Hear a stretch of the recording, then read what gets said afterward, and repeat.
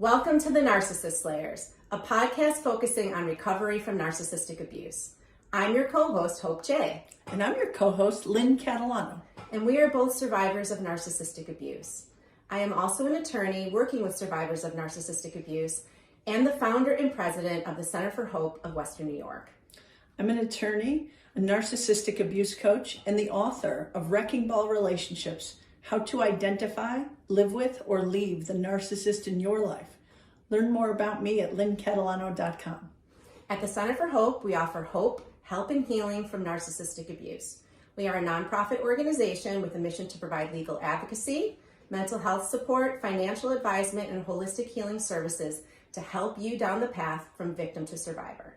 You can find out more about our services by checking out our website, centerforhopewny.org. And please follow us on all platforms of social media, Facebook, Instagram, Twitter, and LinkedIn at Center for Hope WNY for helpful information about recovery from narcissistic abuse. Thank you for joining us today on the Narcissist Slayers. Today, we are going to discuss a topic that I think is really relevant to anyone who has found their way to this podcast. Don't you think so, Lynn? Yes. And I don't know that people often talk about this because we spend a lot of time focusing on other areas of narcissistic abuse, but I think it's important for people when they're in the initial stages of just self-discovery. Maybe you've been in a relationship with your husband or your partner or your wife, or maybe it's a parent, and you've been struggling in that relationship.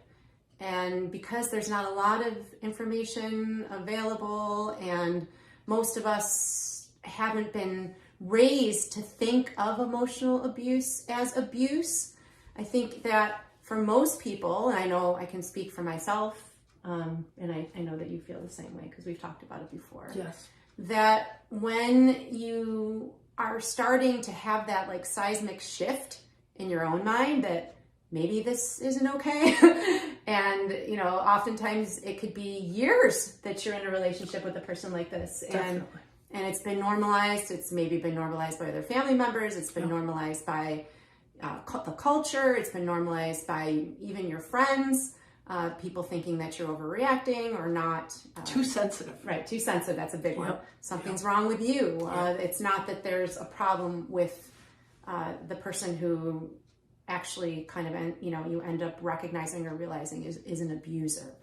So I feel like when we're in this type of relationship, first of all, I say this a lot, but I feel like, I just put my head down and just tried to make it work. And I was trying to find peace and accepting things and apologizing for things that I didn't do just to find peace. But, we don't know the terminology when we're in this relationship. Well, I think it even goes farther back than that.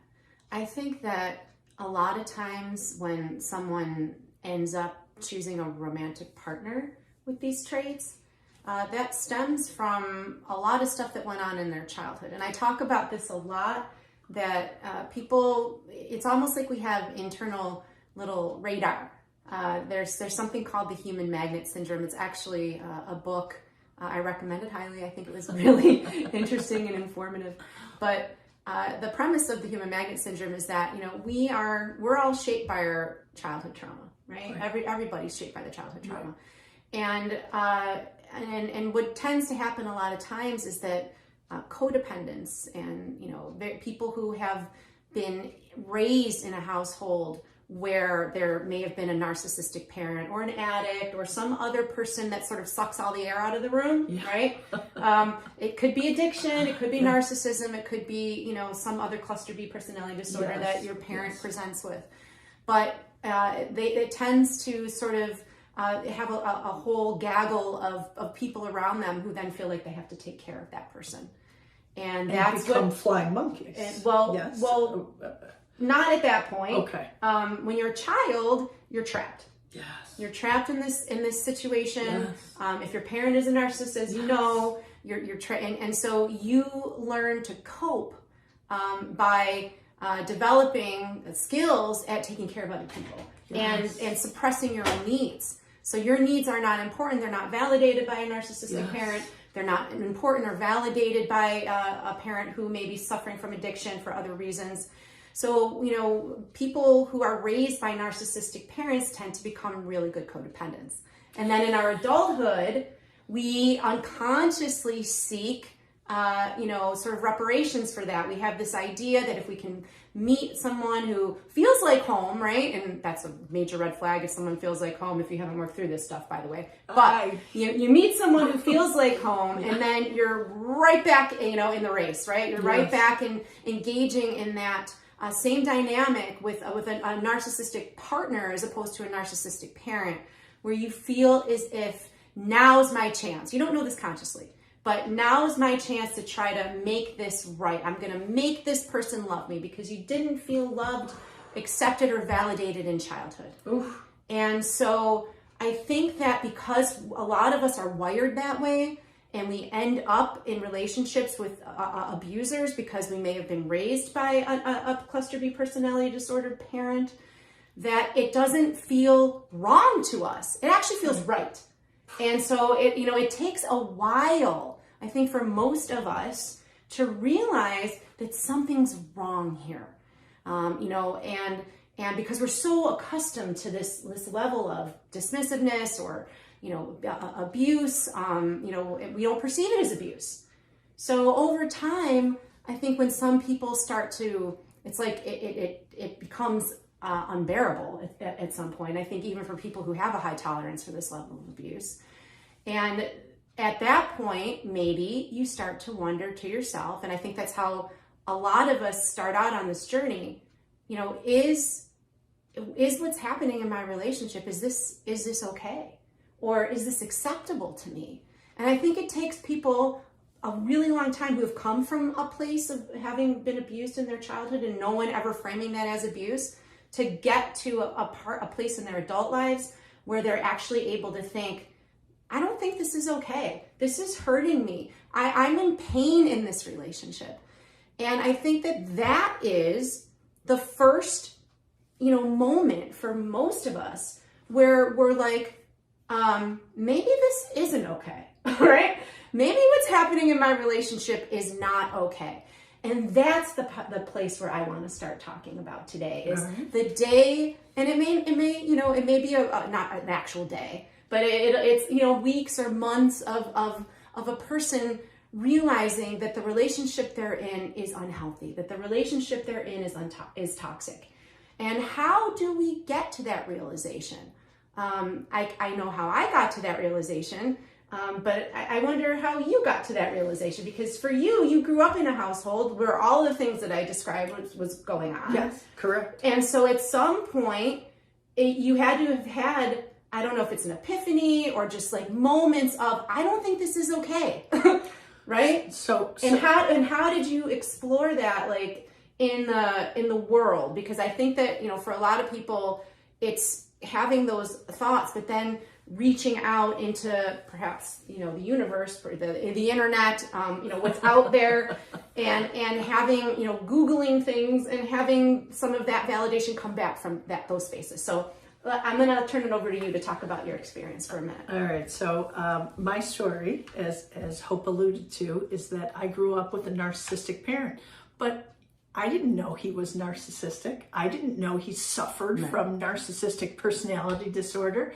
I had no idea. All I knew was that he would go and sulk and pout for long periods of time if he didn't like what happened.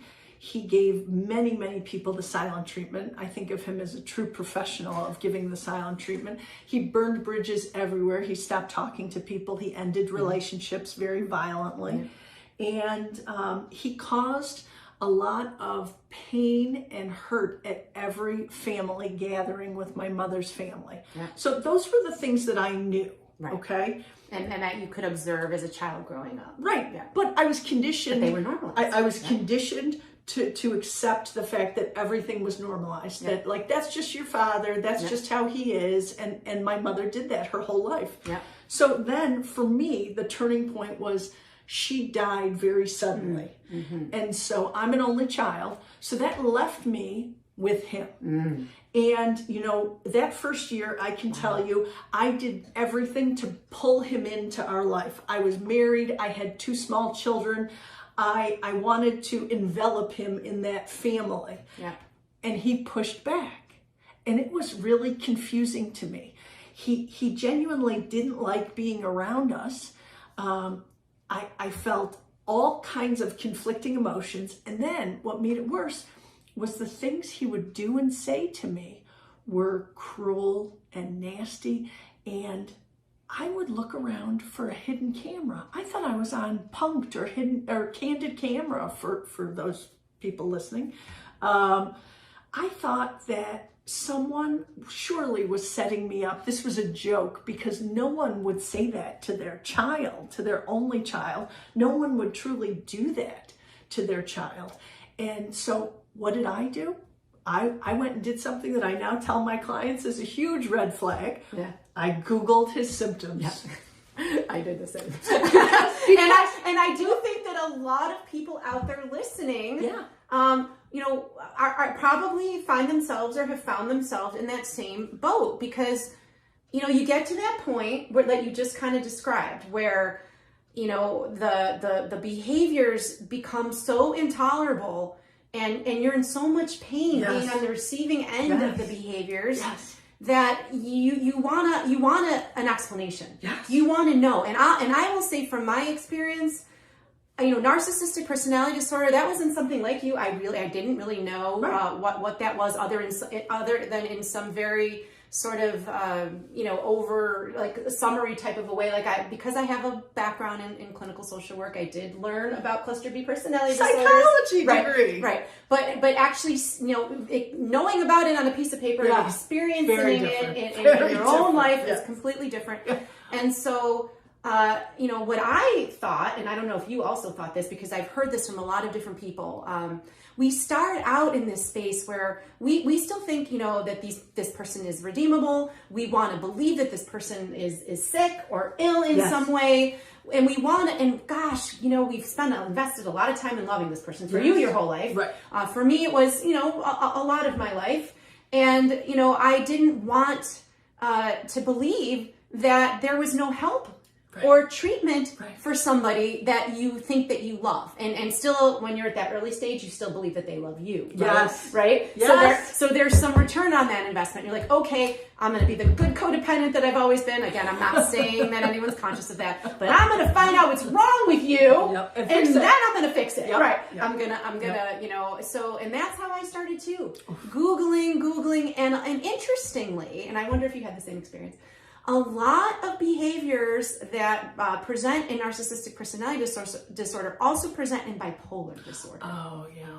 So you see a lot of the mood swings and a lot of the up and down, you know, a lot of some you know, withdrawing and, you know, so some of the presentation of NPD, there's some overlap in bipolar or even depression. I mean, a lot of times these people are misdiagnosed and they're put on meds because people think, you know, there's an organic cause to this behavior. And of course you want to believe that if you love this person, you want to believe, oh, okay. And I know I want to believe that because when I started the Googling, right, I saw, you know, the behaviors. Of course, NPD and narcissism came up immediately, right? But also I saw bipolar and other things. So, you know, my first line of defense is let me see if I can reason with this person. And I don't know how many other people have had that experience and see whether I can convince him, again, taking all of the responsibility. Please, let's go to counseling. I think you need to be on meds. You know, maybe if we get you on medication, your moods will stabilize and there won't be this, you know, constant roller coaster happening in our life. So that's where I didn't even do that. No. What I did was I thought if I communicate openly and explain everything, because certainly that was how I conducted my other relationships. I had always talked to my mother openly and she to me. And we had this great relationship where we could talk about anything and clear up any problems. Same with my husband, same with my children. And so here I said to him, here, this is what's happening. And in open discussion, they don't listen. They don't hear. And then I said, okay. Well, there's nothing wrong with them. How dare you point out that something's wrong? Correct. I mean, that's the general pushback. Well, he would just flip it and say how he was the victim and how this was Right. happening every single time. Very frustrating. Right. So then I said, okay, I'm going to write it down. And so, I'm an attorney. I'm going to write it down in an organized, efficient manner. I'm going to type it because my handwriting's so bad. I'm going to double space it. I mean, everything, okay? Yeah. Like 6 pages of this is what happened. Yeah. And I don't even think he read it. Yeah. Because why would he? Right. He doesn't want to read anything negative about himself. Right. They can't process blame Right. and criticism. Right. Or accountability Not for taking any behavior accountability. or any, they don't have any, I mean, the linchpin here, the thing that is the common refrain is the codependent or the person who, is on the other side, who is invested in this relationship, sees that there's a problem and wants to affect change. Yes. Just in any relationship. And the same thing goes for addiction, right? If you are living with an alcoholic and the alcoholic is causing all kinds of chaos in your life and you're a good little codependent and you're like, okay, I'm going to help you stop drinking. Right. Everyone knows, everybody understands this. I think at this point in the evolution of alcoholism is that another person cannot make an alcoholic quit drinking. Right. But we don't have that level of awareness yet on narcissistic personality disorder, number one. And number two, I don't think there's that level of education that people who are in these relationships with these types of people, it's not like everyone agrees, oh yes, this person is a narcissist, right? Because that person has convinced a million other people, as you mentioned it earlier, the flying monkeys, right? Yes. And convinced a million other people that you're the problem, right? So you're not going to get that, like with alcoholism or substance abuse. It's a clearer picture. Like here's the person who's using. That's the person who needs to, make those changes. You can't do that for them. Right. There's places for you, like Al-Anon, and other things for you to learn how to manage your codependency. Yeah. But there really isn't in these kinds of relationships. Now there is Codependence Anonymous, which I highly recommend. It doesn't necessarily follow the same addiction model as Al-Anon. But I truly, and I can't say this enough, people who get involved and invested in romantic relationships with people like this, you have to look at yourself. You have to understand what drew you to this person, what kept you trapped there. This is not victim blaming at all. I think it's an important part of everybody's growth to recognize what are your own issues that would allow you to believe that behavior, the way that you were treated, was acceptable. Well, so, I had like 3 things working against me.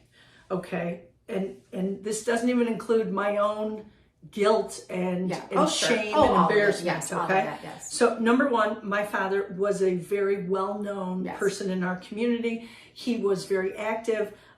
Why was he active? Not to serve the community, to pump up his ego. Right. Like he did it because he wanted to be in the newspaper. He wanted to be recognized. He wanted to be revered and praised all the time. It was his narcissistic supply. Right. So that's why, I had that. So people thought, oh, he's this big guy, right? Great person. 2, my mother had died. It was very easy for my father to portray me as a daughter who didn't want him to date other women. Yes. And so that was the story that he told. And that's a good one, right? But it's a really good one, except it wasn't true. Well, of course not. but from the people who don't know you, that's a real easy way to get them to sort of side with him or to align with him. Yes. So and then the third thing was his family decided to victim shame me. Yeah. They didn't believe me. Yeah. They didn't want to hear it. Yeah.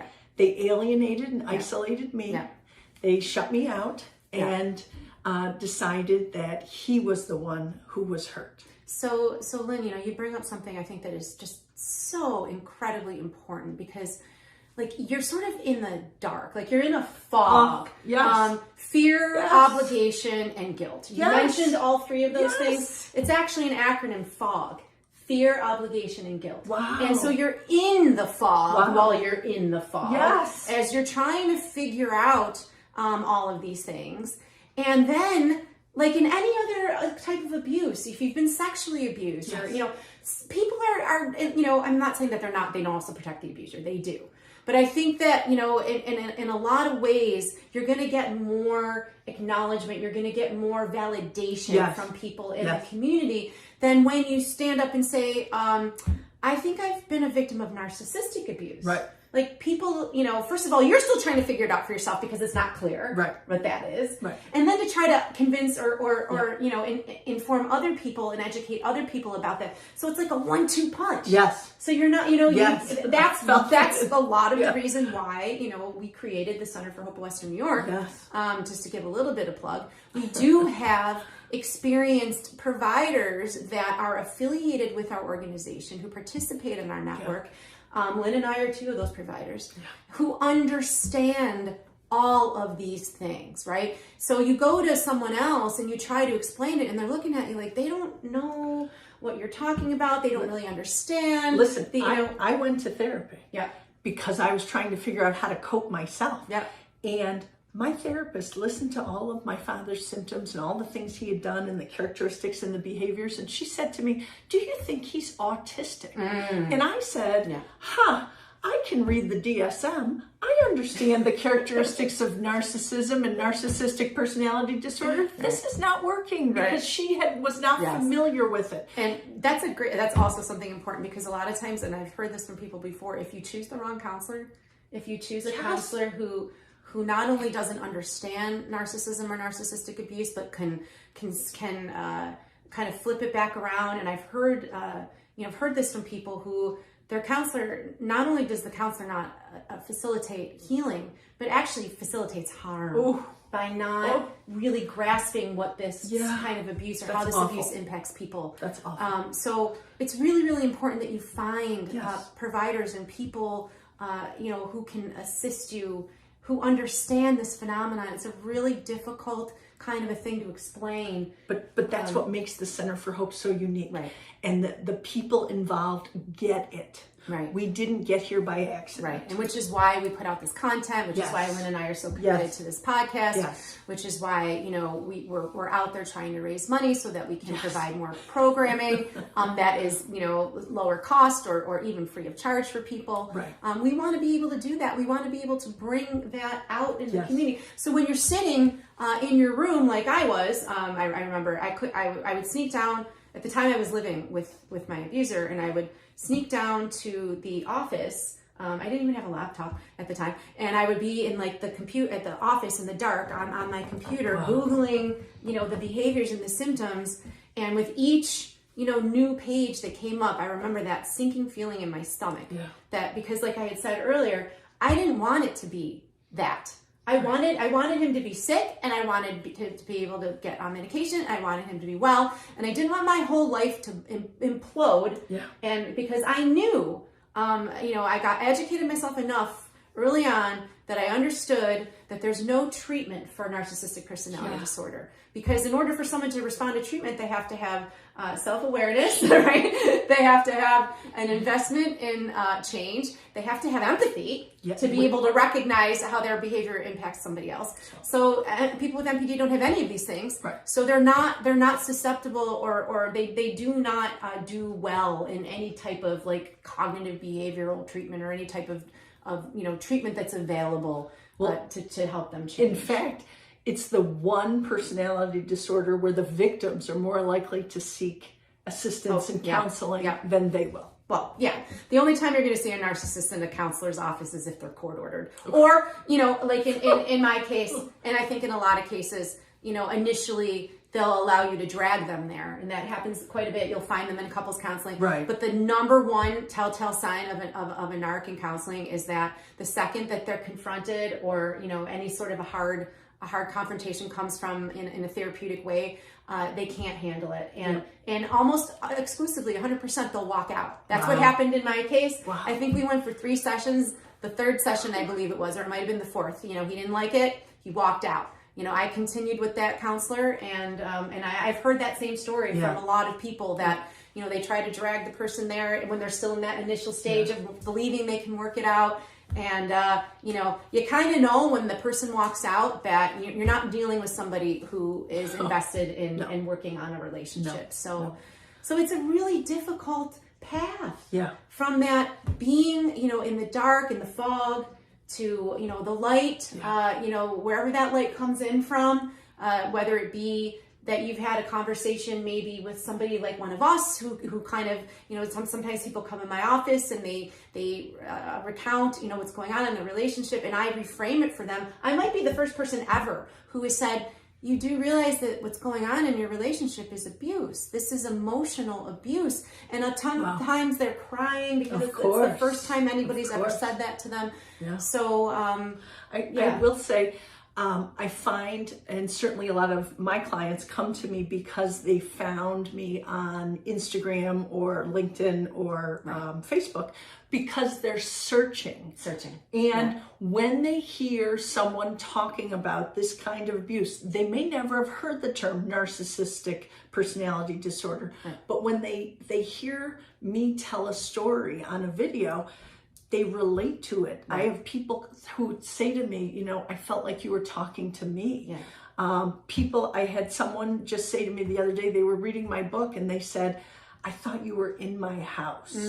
Because here's the gift that people with NPD give us. When we have to look at it as a gift, because otherwise we'd cry all the time. The gift is they are completely consistent in their behaviors. Completely. Yeah. So it's almost like someone gives them like that handbook, right? Someone asked me on social media, did they get a playbook? Yeah, right. Because it feels like they do, right? It does. It really does. What does that do? That allows us to understand who they are, and then to learn the red flags and avoid them in the future, because guess what? That's the beautiful thing. That's beautiful. Yeah, that's the work. That's the work, I think, for anybody who's been, in a relationship like this, who has survived a relationship like this. And we are survivors. Yeah, we are survivors. And that's the work. And I, in my opinion, it's lifelong work. Yes. I think you always sort of have to, sort of work on yourself, to ensure that you are kind of impenetrable, because your old ways of wanting to help, fix, save, and the codependency piece of it, the way that you were wired as a child, it's always there. It's always going to be there. So a lot of times you have to fight your own nature, and you have to really make choices that are very different than you would have made in the past when you were still in the fog. And you have to it's a conscious choice to, for example, if you start, dating again and you haven't done the work, I've seen this on multiple sites, people find themselves back in a relationship with somebody like this. It's just another monster in a different body.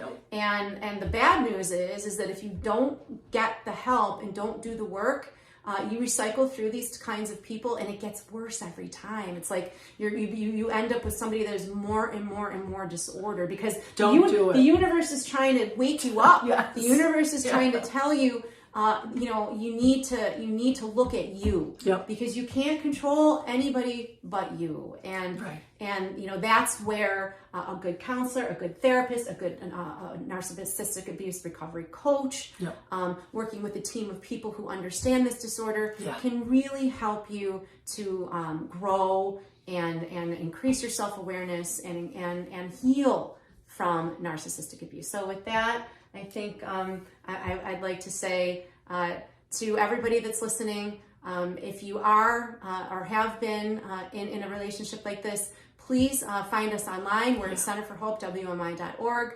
We are going to be having a fundraiser coming up in June, on June 1st, in recognition of World Narcissistic Abuse Awareness Day. So if anybody feels like they would like to contribute, buy a ticket, make a donation, be a sponsor, please, any assistance, any help from and support from anybody out there listening, we would very much appreciate. Please. Thank you. Thank you.